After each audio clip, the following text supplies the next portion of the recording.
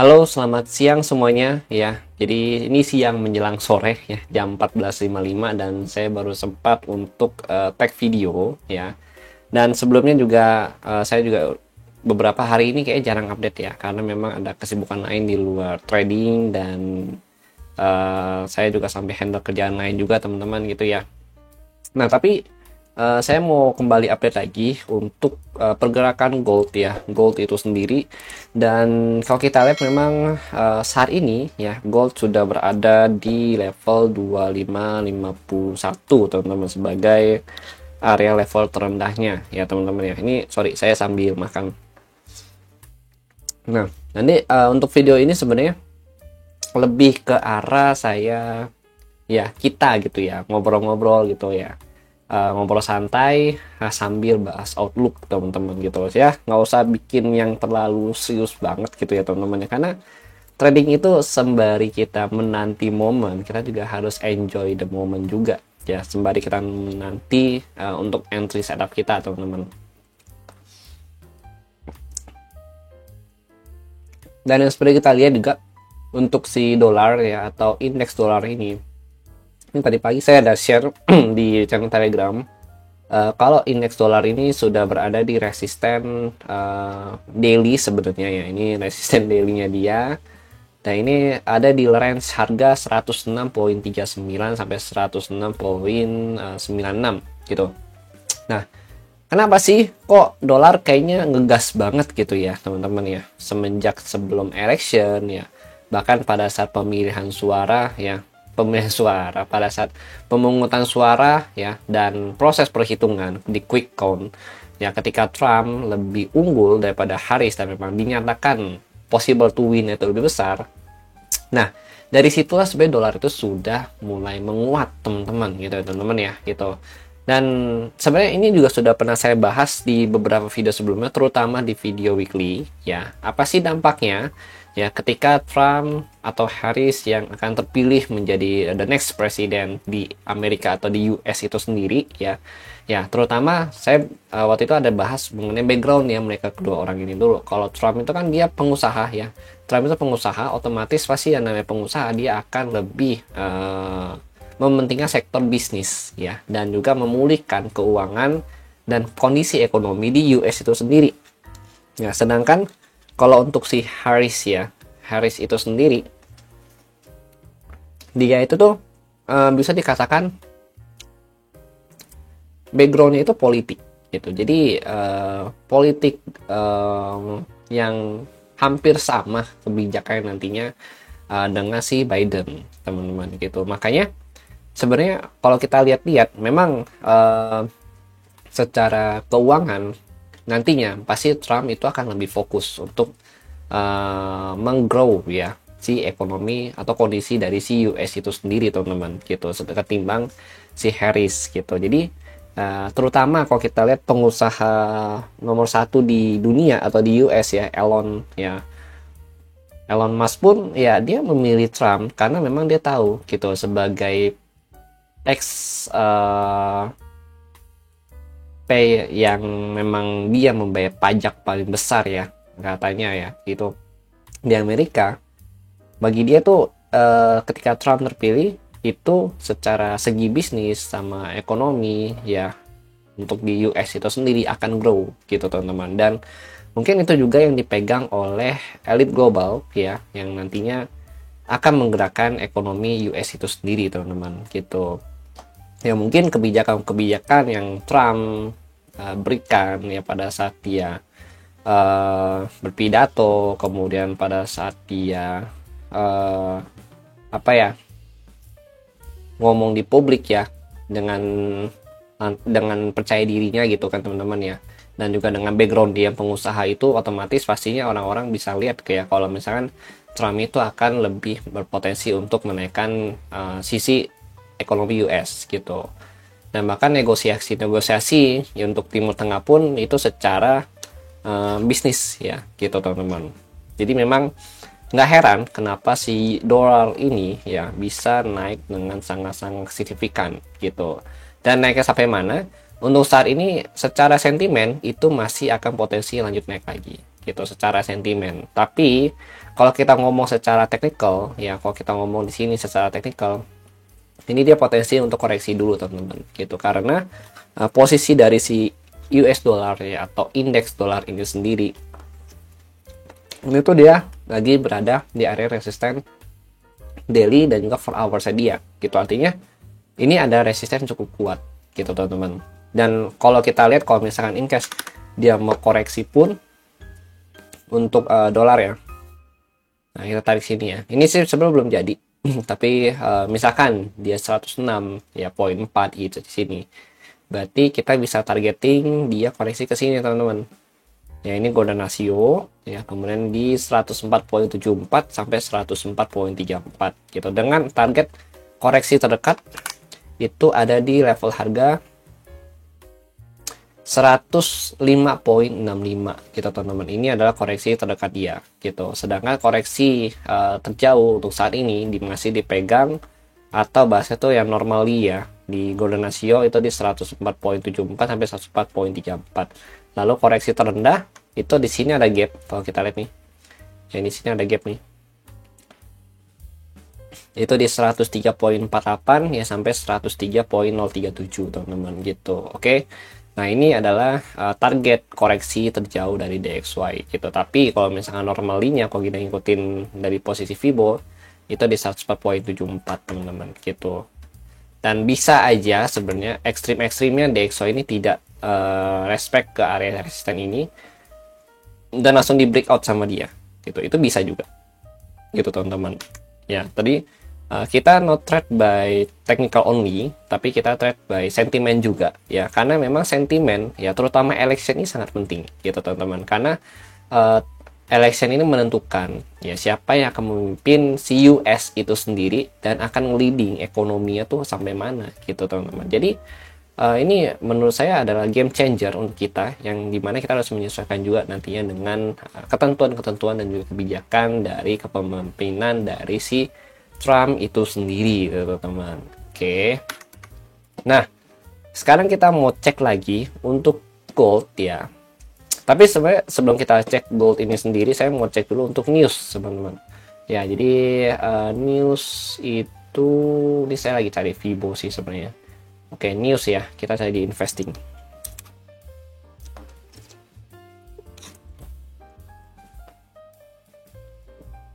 Oke.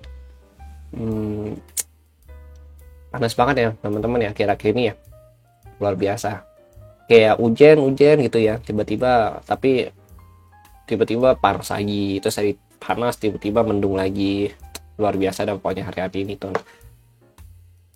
Oke, untuk hari ini sebenarnya ada initial jobless claim itu di jam 20.30 ya. Jam 20.30 ada jobless claim, kemudian ada PPI ya, karena kemarin kan ada CPI, otomatis pasti hari ini ada PPI yaitu di jam 20.30 juga ya. Kemudian di jam 11 malam itu ada crude oil inventory. Nah, kalau kita lihat CPI kemarin nggak banyak perubahan, artinya secara konsumsi ya atau demand di pasar itu tidak banyak penambahan ataupun pengurangan, atau bisa dikatakan stagnan gitu teman-teman gitu. Kemudian kalau kita lihat dari PPI memang sih dia ada peningkatan dari 0,0 ke 0,2 ya. Tapi karena CPI-nya stagnan ya, kemungkinan besarnya juga akan stagnan teman-teman gitu. Paling ya 0,1 ya kan, atau bahkan 0,0 juga gitu ya. Tapi nggak menutup kemungkinan ini bisa sampai ke 0,2 ini teman-teman gitu. Kemudian kalau kita lihat jobless claim sini ada penambahan dari 221 ke 224 ya. Artinya sini ada klaim pengangguran yang lebih tinggi daripada minggu sebelumnya, karena kalau untuk Indonesia jobless claim ini kan klaim mingguan gitu teman-teman gitu. Jadi ada penambahan sedikit gitu teman-teman ya gitu. Artinya di pasar tenaga kerja itu ada pelemahan sedikit gitu. Oke. Nah, kemudian untuk OI data, karena udah lama banget kita nge-update OI data, jadi saya mau update juga teman-teman. Ini kita cek dulu harga gold itu ada di open ya, ada di 2573.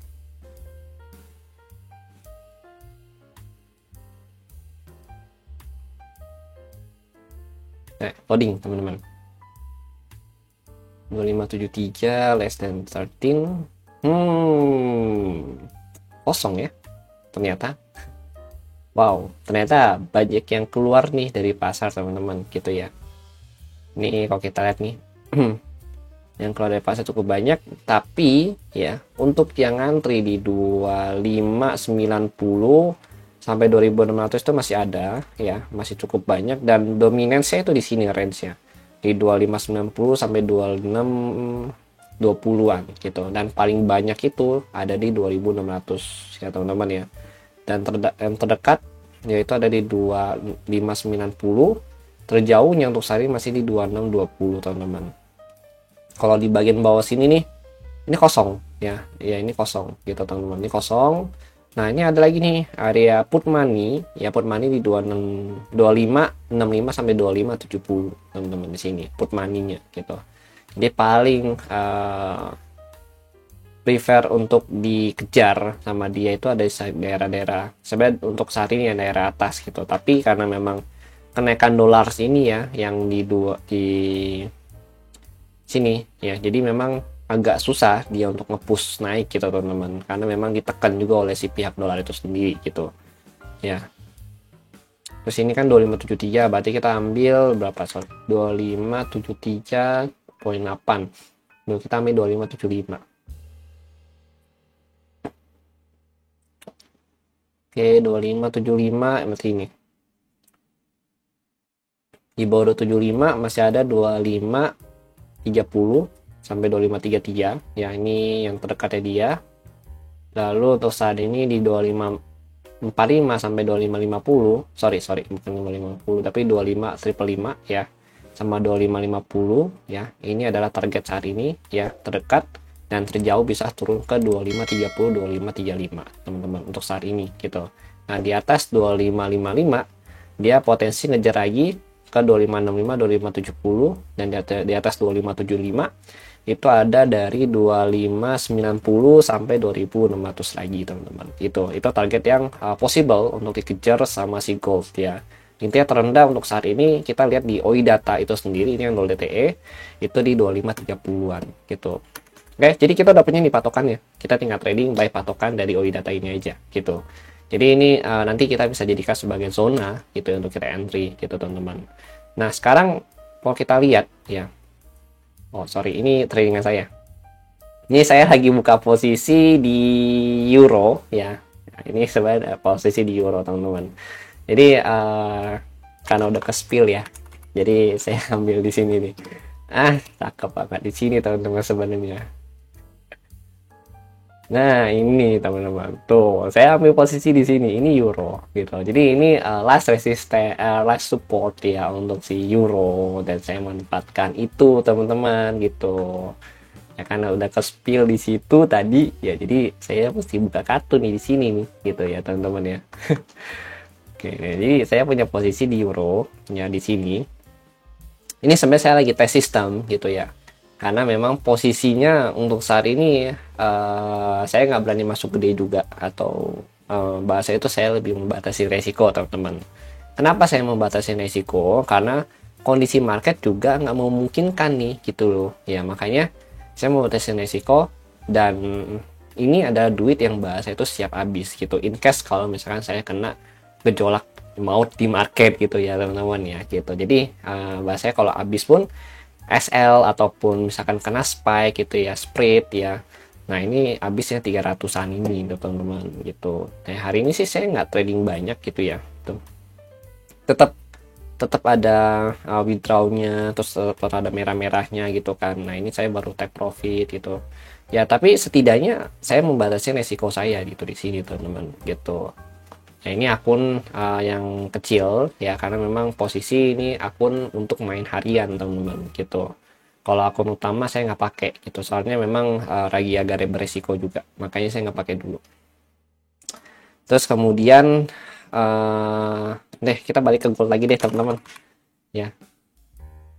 Saya memang belum update euro sih, karena posisinya itu agak riskan juga untuk saat ini, dan saya masih fokus untuk buat sistem ya research trading yang mau saya bagikan kepada kalian semua nanti gitu.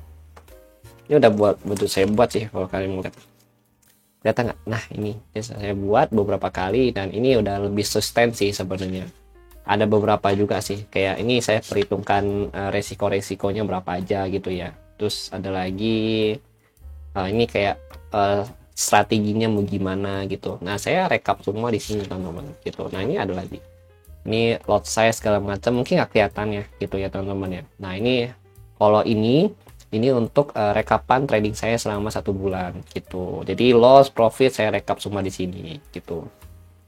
Fungsinya apa sih? Sebenarnya fungsinya itu bagus untuk kita evaluasi diri sendiri gitu teman-teman. Aduh. Oke, lanjut lagi ya. Nah, ini untuk gold kita berada di area zona buy sebenarnya gitu. Ini zona buy di range harga 2545 sampai 2555 ya. Seperti yang kita lihat tadi di area OI data nih. Nah, ini OI data. Target pertama dia nih, ya teman-teman ya. Di 50 55. Ya, ini target OI data ya. Jadi ini kalau kita lihat nih sampai 45 deh. Ya, ini 45 juga ada isi kan. Soalnya ini kan drop. Ini kan drop di bawah 45 kan. Jadi sini nih. Nah, ini range dari buy zone, teman-teman, gitu. Ya, jadi ini dia pullback di area range buy zone-nya. Kemudian targetnya. Ya, kalau target kita bilang target untuk saat ini, saya sendiri masih coba lihat ke sini, teman-teman. Nah, ini.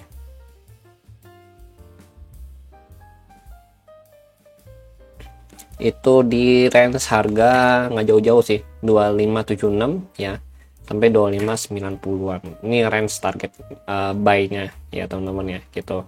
Target 1, nanti ini target 2. Nah, ini target 3-nya itu ada di sekitaran, saya nggak mau terlalu besar sih sebenarnya karena terlalu wasting aja kalau terlalu besar ya. Nah, di sini. Nah, ini target 3. Ini target 3 di 2650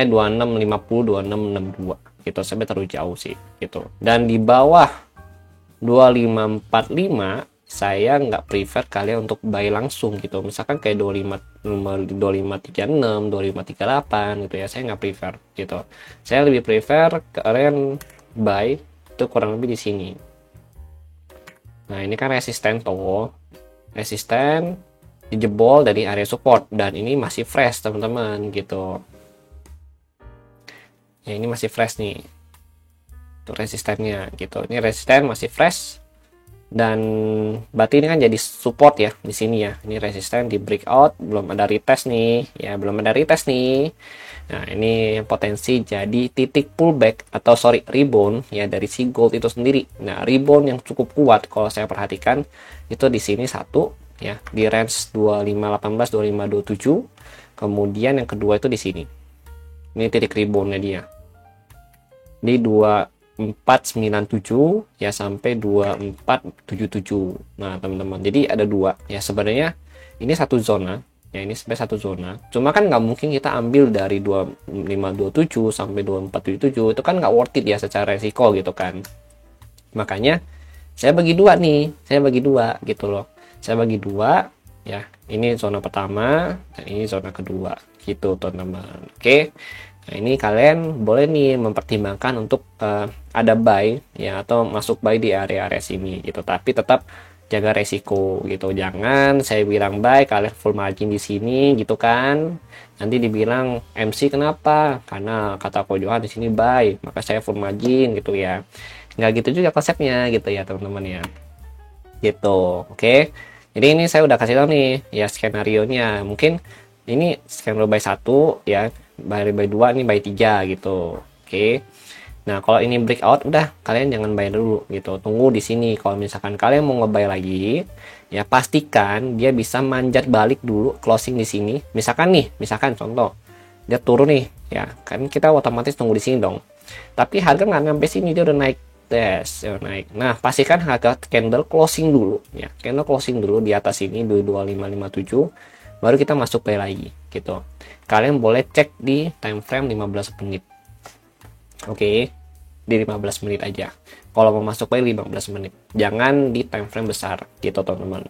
Cukup kalian analisa di 4 hours atau 1 hours ya. Habis itu entry di 15 menit gitu, teman-teman. Kalau untuk saat ini di 4 jam itu belum ada konfirmasi buy, kemudian di 1 jam itu belum ada konfirmasi buy juga, 15 menit belum ada konfirmasi buy. Cukup kuat dari market itu sendiri. Memang kalau rejection kita lihat sudah ada ya, cuma memang kalau buy belum ada gitu teman-teman. Tadi saya baru masuk buy euro itu juga konfirmasinya sebenarnya agak kurang, ada satu SOP yang belum masuk, cuma saya karena SL-nya 35 pip dan memang masih bisa saya terima untuk resikonya, maka saya masuk teman-teman gitu. Oke, ya itu sih ya. Nanti kalau untuk selling point ya, selling point kalian bisa coba pantau di sini aja 2600 ya, 06 sampai 2622 di range ini aja kalian pantaunya untuk sell point. Oh ini saya nggak recommended untuk sell gitu teman-teman. Oke, ya paling itu sih ya. Secara sentimen dia masih down for gold ya, tapi memang soon to be ya, kita juga berharap dia bisa koreksi karena memang penurunan itu sudah cukup ekstrim teman-teman gitu. Oke, ini kalau kita tarik pun sebenarnya kalau dari sini ya, ini udah di luar golden ratio dan ini adalah support dari